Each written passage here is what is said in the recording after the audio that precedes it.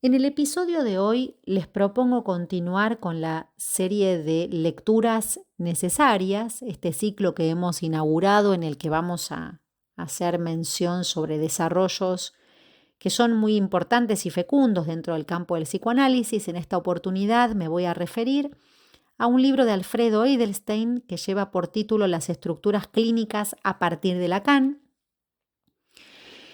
Me refiero específicamente al capítulo 2 de este libro, en el que Edelstein propone abordar el término estructura, definir su noción para referirse a la expresión estructura clínica.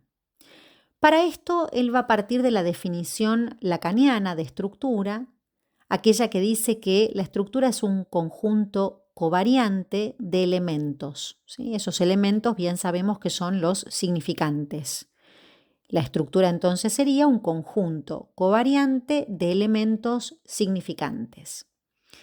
Se trata entonces de recurrir a nociones matemáticas, en este caso como conjunto y covariancia, asociadas a la noción lingüística de significante, ¿no? Entonces, en este sentido, la primera cuestión que nos sirve para abordar esta noción es precisamente la idea de que el conjunto exprese o no una totalidad. Es decir, si el conjunto es la enunciación de una colección de elementos, ¿no? Y esos elementos están precisamente definidos, se tratará entonces de considerar si esas definiciones implican la totalidad del conjunto o implican la incompletud del conjunto. Este estudio acerca de los conjuntos han adentrado siempre al problema de la totalidad y de la completud, ¿no? Incluso desde los comienzos mismos de los desarrollos de la teoría de los conjuntos, la problemática que encierra esta teoría es precisamente la dimensión paradojal de las matemáticas, o más precisamente la serie de paradojas que desde la matemática se pueden situar. Sabemos bien que Lacan ha recurrido a las paradojas de Cantor, a las de Russell, etc. Y Alfredo destaca específicamente esta cuestión porque lo que le interesa destacar es la importancia que requiere qué noción tengamos en psicoanálisis de estructura, porque de esto se va a desprender como efecto nuestra intervención, ¿no? Es importante entonces que en psicoanálisis ubiquemos de qué hablamos cuando hablamos de estructura. En este sentido, digamos, si seguimos la vía de los desarrollos matemáticos, en psicoanálisis se requiere una noción de estructura que va a estar considerado, va a ser considerada como un todo no completo, ¿no? Es decir, que en este punto Alfredo va a situar dos dimensiones que fueron precisamente indicadas por Lacan. Estas dos dimensiones serían, por un lado, la de la batería significante, ¿sí? Si entendemos a la batería significante como una estructura. En este punto, cuando hablamos de batería significante, podríamos decir que toda lengua se presenta como completa en tanto esos elementos están allí para designar, ¿sí? Es decir, que batería significante va a hacer referencia a que en toda lengua hay una batería completa para significar. Ahora bien, el otro término que utiliza Lacan es el de tesoro significante. Y en este punto podríamos decir que así como toda lengua se presenta como completa en sus elementos para designar, a la vez, toda lengua incluye en sí misma la dimensión de la falta. Esto último es lo que Lacan va a situar con la expresión tesoro del significante. Fíjense entonces cómo, a partir de aquí, digamos, la noción de estructura empieza a implicar precisamente esta juntura, esta articulación del todo y del no todo, ¿no? Podríamos decir entonces que es necesaria una noción de estructura que articule íntimamente todo y no todo, ¿no? Y que es precisamente la teoría del conjunto lo que le va a permitir cumplir con este requisito. Que el no todo, podríamos decir, domine la noción de estructura es de especial importancia a la hora de aplicar la noción de el ser hablante, ¿no? Del parlante ser. Podríamos decir que la noción misma de sujeto, de hablante, se sostiene en esta noción de estructura. Y es importante que allí se sostenga. ¿Y por qué va a ser importante que allí se sostenga? Porque si consideramos que la estructura requiere de esa consideración de conjunto como no todo, es precisamente por la definición del significante. Si recordamos que un significante es lo que representa un sujeto para otro significante, y que se diferencia del signo precisamente porque el signo es aquello que representa algo para alguien, es menester, es indispensable, podríamos decir, pensar que la estructura, por lo menos la estructura con la que trabajamos en psicoanálisis, implica esa dimensión incompleta, ese no todo, para que la posición del sujeto pueda aparecer en el análisis, ¿no? Si lo pensamos en la vertiente de que un significante, como decíamos recién, es lo que representa un sujeto para otro significante, será preciso entonces no hacer recaer al sujeto en el sentido o en el significado de un significante, sino precisamente sostenerlo en su división, sostenerlo interdicto, entredicho, ¿no? En esa función que hace operativa la iancia. En este punto, Alfredo va a hacer referencia a una definición que Lacan va a dar a la altura del seminario 3, cuando se refiere a la estructura, por ejemplo, como un sistema correlativo de elementos que toman su lugar sincrónica y diacrónicamente, unos en relación a otros. Fíjense que en este punto, esa relación, tanto sincrónica como diacrónica, es precisamente lo que le va a dar valor a la estructura como no toda, ¿no? A la estructura como no completa, en tanto y en cuanto, recordemos, se sostiene en esa función covariante del significante, ¿no? Si el significante es lo que representa un sujeto para otro significante, ahí radica su función de covariancia, ¿no? Alfredo entonces plantea que va a ser en la anticipación, en la retroacción y en las conexiones metonímicas y sustituciones metafóricas de cada elemento con otros, donde se establecerá el valor de cada uno de ellos dentro del sistema, ¿no? Dentro del sistema, quiero decir, dentro de esa estructura, ¿no? Ese valor en el cual ninguno consiste en sí mismo, sino en la relación que tiene con los demás. Fíjese entonces que si pensamos en función de este modo de entender la estructura, relacionamos esto con la posibilidad del efecto poético que puede tener una interpretación, en la función del malentendido, en la imposibilidad precisamente de evitar el sentido, va a ser aquí donde radica la propiedad ineliminable del significante, ¿no? Y en esto me parece que Alfredo lo destaca con una claridad impecable.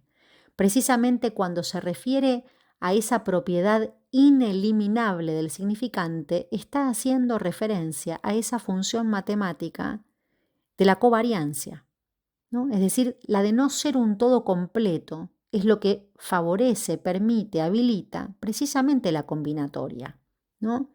Es posible, digamos, que al no ser un todo completo, ¿no? Es posible que entonces se pueda conjeturar sobre la combinatoria de los elementos, que puedan ser elaboradas y agotadas esas series y esas articulaciones, de tal modo que sostener la estructura del significante, analizarla, estudiarla, aplicarla incluso en psicoanálisis, va a tener por base una finalidad de inteligibilidad, es decir, que siempre va a radicar en ese horizonte su valor científico, ¿no? Es decir, que la estructura como tal, entendida como ese no todo, es lo que habilita a la estructura del significante como aquello que incide y opera de forma fundamental en la realidad del sujeto. En este punto, la estructura del significante no se va a tratar entonces de un objeto real ni de un modelo teórico, sino que se va a tratar de una máquina que determina la realidad del sujeto hablante. Cuando Alfredo hace referencia a esta máquina, ¿sí? esta máquina que Lacan equipara a una turbina incluso, es para plantear que la estructura del significante, sobre la que específicamente se edifican las estructuras clínicas, van a tener que ver con, en primer lugar, un conjunto, ¿no? O sea, elementos que no constituyen una totalidad completa, es decir, un conjunto no todo, ¿sí? Es decir, que no toda agrupación de elementos es un conjunto cerrado ni completo. En segundo lugar, va a plantear la relación fundamental que guardan entre sí esos elementos, es decir, en la combinatoria, como decíamos recién, ¿no? En esa diacronía y en esa sincronía, en ese modo de combinarse los elementos de tal modo que la estructura así concebida en psicoanálisis es precisamente la que le da el valor a la función covariante. Por otro lado, también va a hablar de un conjunto sobre el que, a pesar de no ser un todo completo, es posible, sin embargo, realizar serie de cálculos o análisis, ¿no? Análisis que nunca llegarán a certezas, nunca llegarán a garantías, pero que en todo caso se trata de un conjunto apto para ser tratado en forma racional. Y racional, que significa nuevamente un término tomado de las matemáticas. En este sentido, ¿por qué es importante ubicar esta relación no todo? Bueno, si lo pensamos desde el punto de vista de la relación entre el significante y el sujeto, se nos hace indispensable pensar que esa relación atañe al cuerpo. Es decir, que lo que se articula entre significante y cuerpo es precisamente lo que nos va a dar la dimensión de lo interpretable en ese punto donde opera la cadena, ¿sí? La estructura, digamos, del significante y el recorrido en la práctica analítica sobre esta estructura del significante atañe específicamente a la relación del cuerpo y la cadena. Es decir, que la cadena significante podría ser ese lugar en donde se nos revela, a partir de la función de la letra, podríamos decir, del significante, pero de la letra tal como lo va a entender Lacan, esa relación tan intrínseca entre el cuerpo y el lenguaje, entre el cuerpo y el significante. En este sentido, digo, para que algo de esa dimensión se abra a lo interpretable psicoanalíticamente hablando, será necesario que no sea una estructura cerrada, será necesario que no sea una estructura completa, porque será a partir de la falta de un elemento en la cadena que será posible abrir el juego a la interpretación. Será posible entonces que opere la cadena, que esa cadena puede moverse a partir de algún elemento faltante. Ese elemento faltante en la estructura, el psicoanálisis lo ha denominado castración.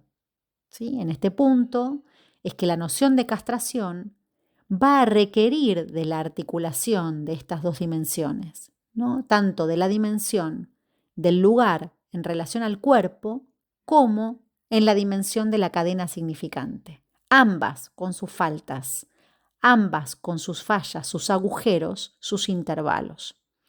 De modo que la noción de estructura en psicoanálisis nos va a confrontar, dice Alfredo, a la siguiente pregunta: ¿cuál es la utilidad de su uso dentro del concepto estructura clínica? Y este es un punto fundamental, porque digo, cuando hablamos de estructura, es importante que entendamos qué dimensión tiene la expresión estructura clínica, ¿no? Porque esto nos podría arrojar a una puesta en juego de colocaciones de nombres, de interpretaciones, de encasillamientos y de hacer entrar a los sujetos en determinadas terminologías llamadas estructuras clínicas, ¿no? Ahora, si entendemos también que hay un modo de estructurar la clínica, y con esto me parece que Alfredo sitúa, ¿no?, lo que permitiría pensar que síntoma, fantasma, deseo, padre, mujer, etcétera, son elementos, es decir, son significantes, que al tomarlos específicamente como elementos de un conjunto covariante, están planteados fundamentalmente, va a decir él, en función de covariancia, es decir, en función de una no correspondencia biunívoca entre el significante y su significado, ¿no? Y si de este modo pensamos a la psicosis y las neurosis y a la perversión, entonces podremos quizá arrimar la idea de estructura a un modo en el que hagamos jugar esos elementos, ¿no? La otra cuestión que él va a plantear allí es: ¿el síntoma determina la estructura? Es decir, ¿se puede hacer un diagnóstico de la estructura por el síntoma? Creo que él acá se refiere a estas apreciaciones a veces apresuradas que se hacen en tanto se considera que la queja es patrimonio de la histeria, que la conversión como síntoma inmediatamente se asocia a la histeria, ¿no? Es decir, ¿en qué sentido podemos decir que se puede hacer un diagnóstico de una estructura a partir del síntoma que tan solo nos presenta un observable, ¿no? Es decir, podríamos plantearlo de esta manera. La noción de estructura, ¿no?, en el sentido en el que le da Lacan, implica la covariancia, y en este punto, si implica la covariancia de elementos en juego dentro de esa estructura, ¿se podrían homologar síntomas a estructuras?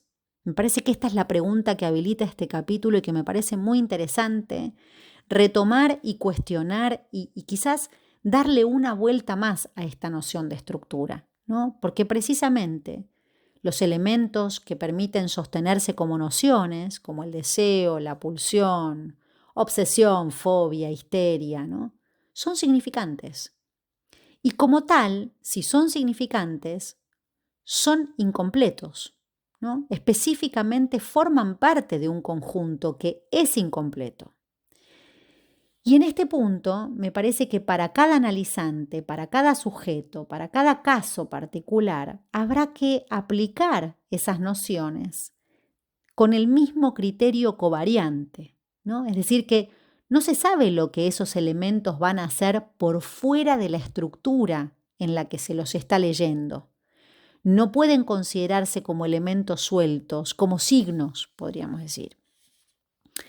En este punto, los invito entonces a revisar la noción de estructura como ese punto desde el cual, ese lugar, ese contexto, ese conjunto, desde el cual un analista lee.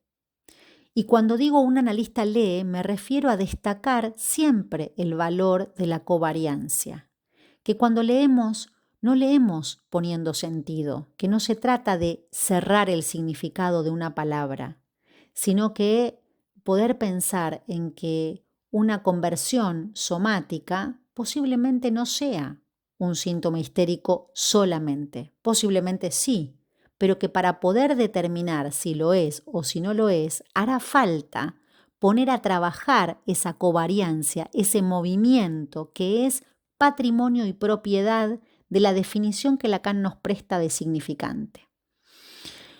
Para esto quiero terminar leyéndoles, como hice la vez pasada con el texto de Diana Rabinovich, voy a terminar con un párrafo de este capítulo que me parece sumamente revelador y que dice lo siguiente: postular la noción de estructura clínica en el sentido que le asigna Lacan impone rechazar la ensalada, el cuadro, y sustituirlo por una relación entre los elementos que sea lógica e inteligiblemente, aunque su establecimiento sea muy difícil y en ciertos casos se demore mucho tiempo en poder realizarlo.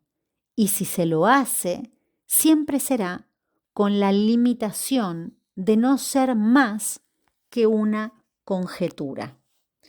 Me parece que este Este modo de denominar la función significante, la lectura analítica como conjetural, es fundamental para que podamos rescatar y no perdernos de esta noción que nos presta la estructura.